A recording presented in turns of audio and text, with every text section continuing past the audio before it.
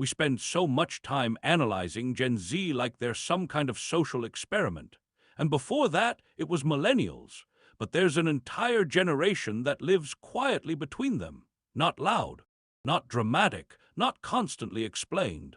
Generation X, born roughly between 1965 and 1980. They're your managers who rarely panic, your parents who don't overshare, the coworkers who fix problems without announcing it, and psychologically, they may be the most self-contained generation alive. Imagine this. It's 1979, you're 9 years old. You walk home from school, the house is empty. Both parents are at work, there's no cell phone in your pocket, no camera at the door, no way for anyone to check in. You let yourself inside. You make your own snack, you start your homework, you wait. By the mid-1980s, millions of children were regularly unsupervised after school. That wasn't rare, it was normal. And that kind of childhood wires a brain differently. You learn early that help isn't always immediate, so you adapt. Gen X grew up in what psychologists call a high-consequence environment.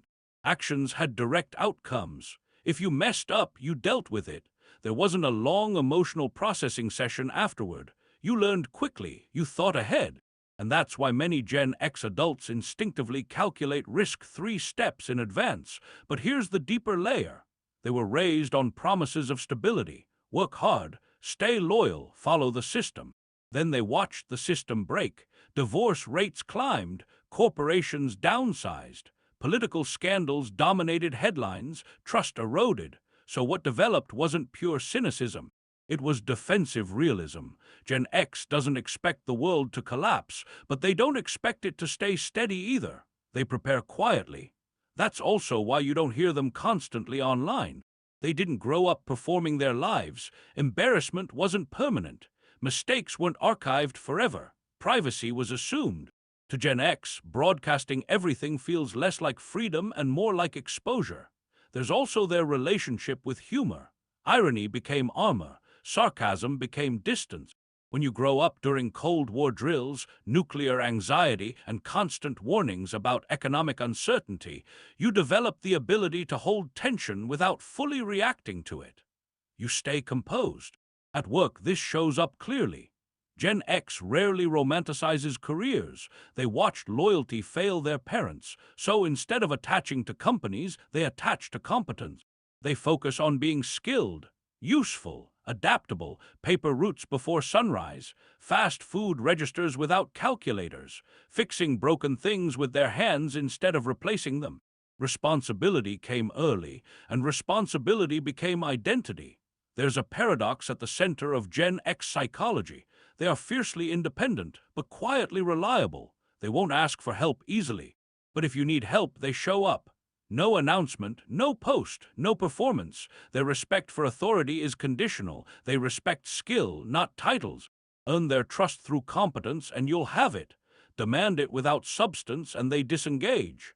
Economically, they've been hit repeatedly. Recessions, market crashes, corporate restructuring. So many Gen Xers diversify income streams not out of ambition but out of experience. They learned that security is temporary. Emotionally, they can handle crisis extremely well, but there's a cost. Research suggests they're less likely to seek support during stress, not because they lack relationships, but because self-reliance feels safer than dependency. Before the internet, information required effort. You searched library drawers, you waited, you read deeply. Effort strengthened memory. And problem-solving was physical. When something broke, you didn't search for a tutorial. You opened it up and experimented. That built confidence in tangible skills. Now they're raising children in a world of constant monitoring, constant visibility, constant connection.